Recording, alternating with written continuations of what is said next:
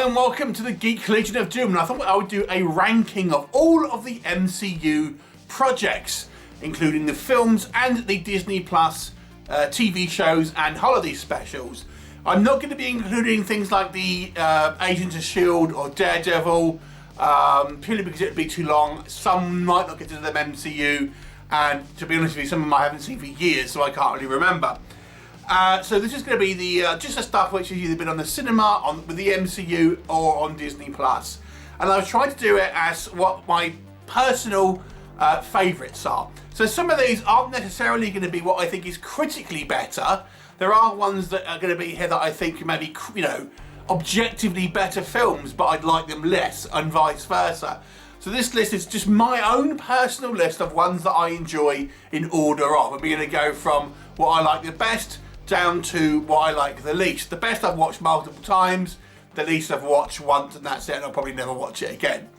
So let's get started. Number one, my number one MCU project to date is Captain America: The Winter Soldier.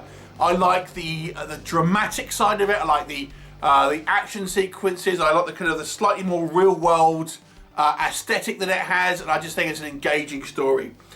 Number two is Avengers Endgame. This was an awesome movie with loads of kind of epic scenes, lots of kind of memorable character moments, lots of set pieces, and obviously a real spectacle.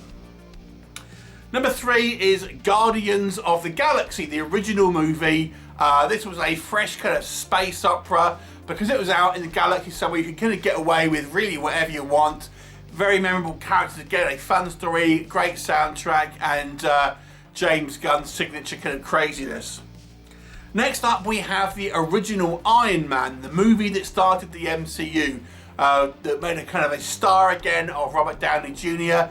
I know people's opinion of this movie has kind of like flattened over the kind of the course of the run of the MCU, but I still really enjoy this particular movie. Again, very much like the Winter Soldier, I like the kind of the slightly more real world approach that this kind of movie took, and such a kind of charismatic turn by Downey Jr.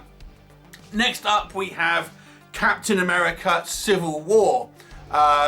This is a great film, which is one of my favourite kind of comic book runs, to be honest with you, albeit it's quite a bit different. That has a hero versus hero. Again, some great moments. Introduces us to the Winter Soldier, aka Bucky.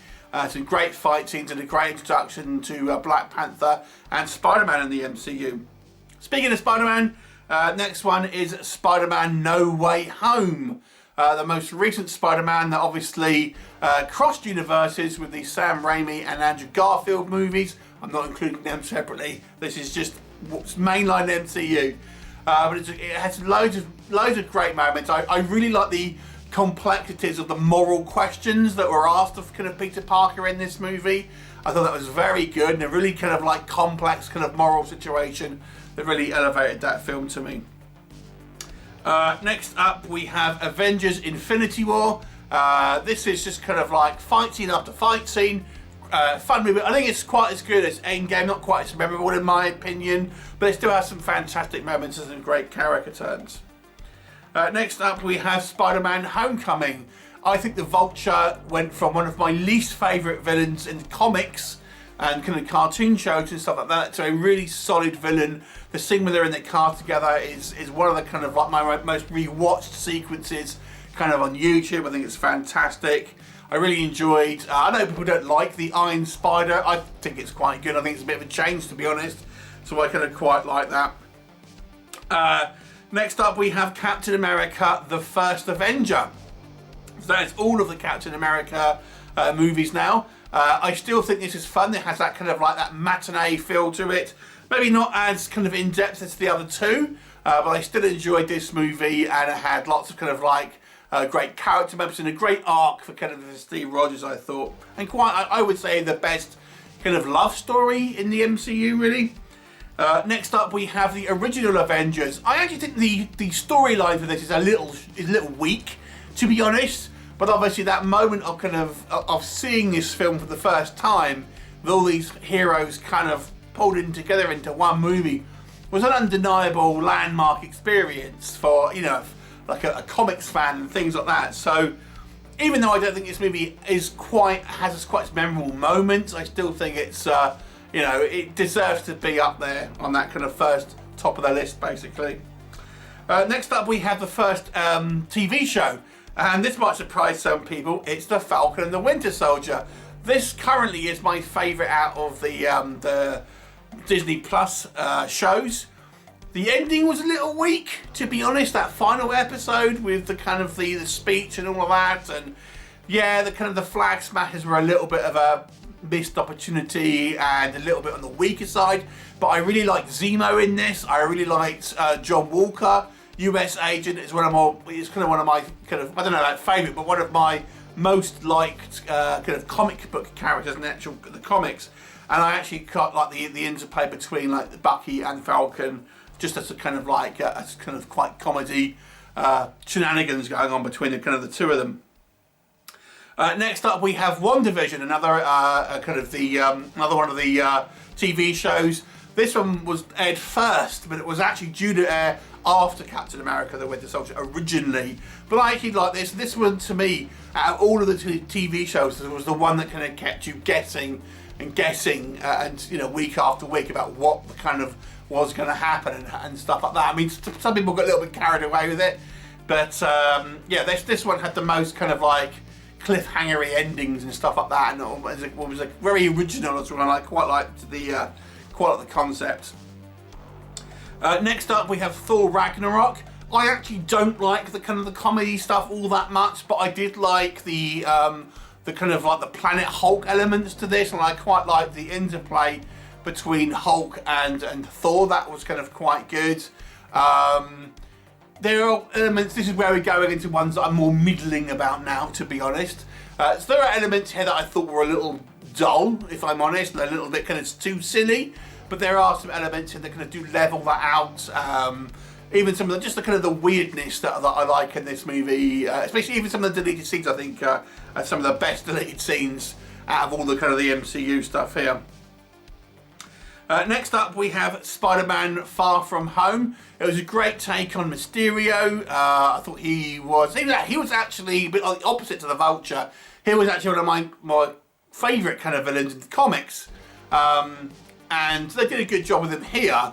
But I gotta say, the film lagged a bit for me, to be honest, at times. I thought this was the weakest out of the three Spider-Man films. And I just thought the going to these different kind of countries and always kind of running into stuff, I don't know, it was just a little bit silly at times, I thought. Next up, we have Moon Knight. Again, a more kind of sort of serious, for Disney Plus anyway, kind of show, and a great, interesting look at, you know, dissociative disorder. Moon Knight is I wasn't so keen on the costume, I won't lie, but I thought it was still an interesting kind of show with a good concept, some somewhat out there ideas. Finale not quite as good, but there you go.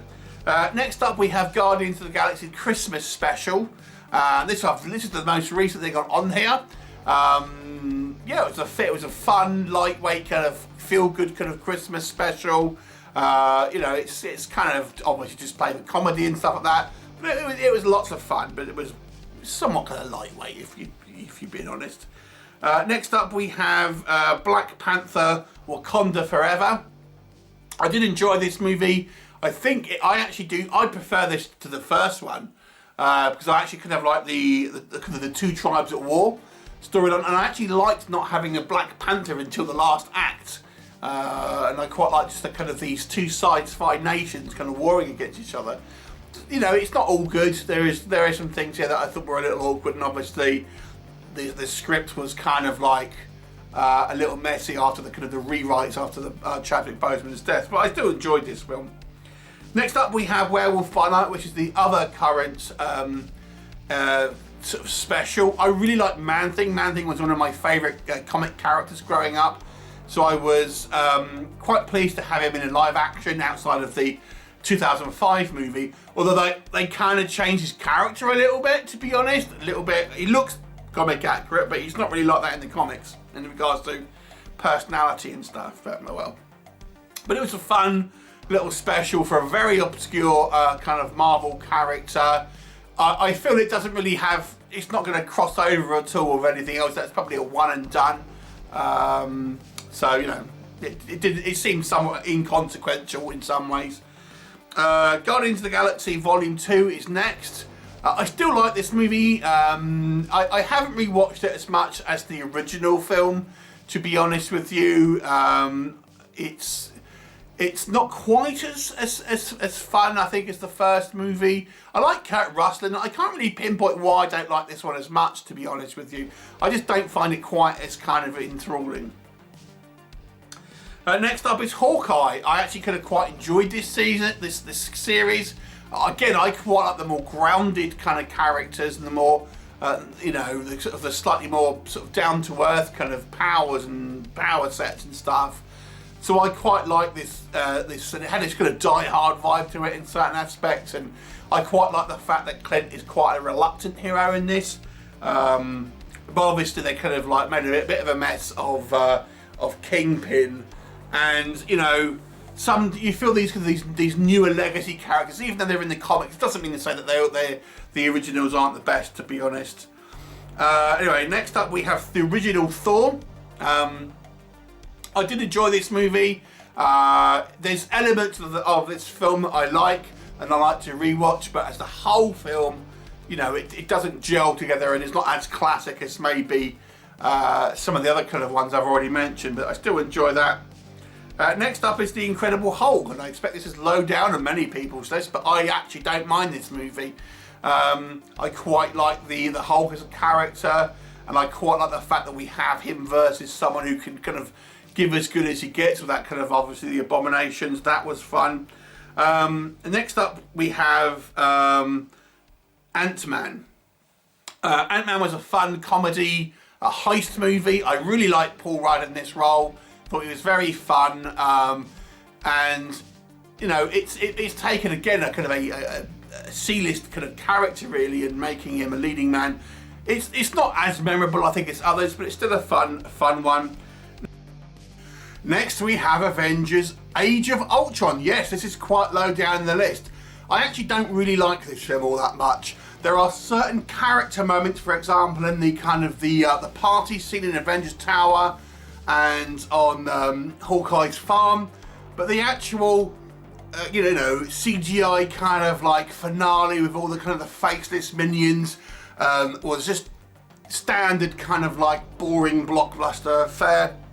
I also think they absolutely wasted Ultron. The original trailer had him looking like really menacing and an absolute kind of like, you know, set up for an iconic kind of villain with a very interesting kind of like backstory. And instead we got a kind of we've got to have some kind of snarky kind of comments and stuff like that. We've got to have, you know, the actor being able to, you know, emote through it and stuff like that. He should have been just kind of like down to business, but instead they kind of wanted James Spader to kind of like come through the performance and stuff like that. Should have just made him robotic and not kind of like not had the jokes in it. Really disappointed with this movie, to be honest with you, outside of, I say, a few kind of nice character moments. Next up we have Iron Man 2.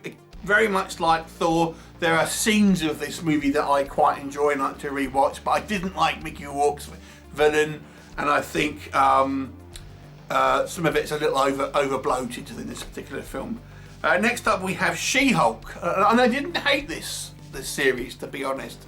I know this is probably the punching bag for many, but I really liked She-Hulk in the comics, and seeing it adapted to the screen, there were elements that they translated quite well to be quite authentic. I don't like the fourth wall breaking stuff. I know that they did it in the comics, I appreciate that, but it doesn't mean to say you've got to do it in live action. For Deadpool, it kind of makes sense because people just think he's crazy, he's insane. Who's he talking to? So you can kind of get away with it with Deadpool. But with She-Hulk, you don't have that. So there's no in-universe reason for it. And I don't know, I think that was a mistake. It's a little bit kind of like politically divisive, and I don't really like to go down in politics in my kind of entertainment, to be honest with you. And yeah, I wasn't keen on that end episode. Next up we have Doctor Strange. I was never a huge fan of Doctor Strange in the comics, to be honest with you, and I'm kind of ambivalent on him here as well in the MCU. Never really interested me that much, to be honest with you. There were some fun sequences, but I found the origin story to have some good visuals in it, but it didn't really that interest me. This is kind of where we're getting now to the ones I'm sort of less keen on, really, to be honest. And then straight after that, Doctor Strange, The Multiverse of Madness, much the same. I didn't really feel this was a much of an improvement. In fact, I thought it was actually a little bit more of a missed opportunity, if I'm honest. The multiverse offers some interesting storylines, but I didn't really feel they took advantage of it, to be honest. Next up we have Thor: The Dark World. So a lot of this would probably be at the bottom of many people's lists. I didn't hate this as much as others. I quite like Curse in this movie. And there are some elements that I did think work, but it's not one I've really visited all that much. Shang-Chi is next. I know people really rate this movie. To me, it was mediocre. It was just like a kind of sci-fi kung fu movie with CGI monsters at the end. It was like, next up, we have Iron Man 3. This is a film where I would say critically I think it's better than Iron Man 2, but I probably don't like it as much because I think it's a little bit boring. So there you go. Next up we have Black Panther, the original film. I actually think this is an overrated film. I think a lot of people, I understand this cultural significance, but I'm just saying for my personal tastes, although I can appreciate what it means for like the black community and stuff, for me, just looking at the film, it's kind of, again, a little bit mediocre, if you ask me. As is Black Widow, which is a film that was kind of like, came out too late. And I have to say again, the silly kind of like James Bondy sort of Fortress in the Sky, I thought was stupid. Poor villains, missed opportunity. Ant-Man and the Wasp, I only ever saw once. I don't really remember it. I've never had the urge to kind of really see it again. Ms. Marvel. So I had stopped reading comics before Ms. Marvel had come out in the comics. So I'm really not familiar with her as a comic book character. So I don't have that connection that I do with a lot of these other kind of characters. So Ms. Marvel was a TV show, not overly fussed, to be honest with you. It was okay, but I didn't really feel it was all that exciting. And I have to be honest with you, I think Kamala Khan was a little bit unlikable. I know I'm probably the only one saying it, but I thought she was kind of unlikable, a little bit of a brat. So there you go. Next up is Loki. I didn't like this series. I know people thought, oh, it's the best. Oh yeah, Loki, great, I thought this was a rip-off of Terry Gillingham's work, like Time Bandits and stuff like that. I liked Loki as a villain in Thor, even in the Avengers, but he's kind of outlasted his welcome, in my opinion. Overused, not really interested. I watch it because, I feel like I'm so far into the MCU at this point, I kind of have to watch it, but I didn't really like it, and I thought the Kang setup was one of the most boring and uninteresting kind of finales ever. What If is next. I don't really like animation, so it kind of like is not that interesting to me. The storylines were okay, but I just can't get invested in animation. I can't watch it and get immersed like I can with kind of live action. So therefore, I really wasn't all that interested in What If, to be honest with you. Next up, we have The Eternals. I'll never watch that film again. Enough said. And Thor: Love and Thunder brings up my last one. This movie was just a stupid joke, unfunny joke fest where Taika Waititi was let off his leash and made a pile of steaming garbage, to be honest with you. So that's it. So that is my ranking of all the MCU products to date. Any surprises there for you? I think you strongly disagree with. Like I said, this is just my own personal opinions. I'm not saying you have to like these in the same way or anything like that. But yeah, that was it. So What do you think? Any surprises there? Do leave me a comment and I look forward to seeing you next time. Bye for now.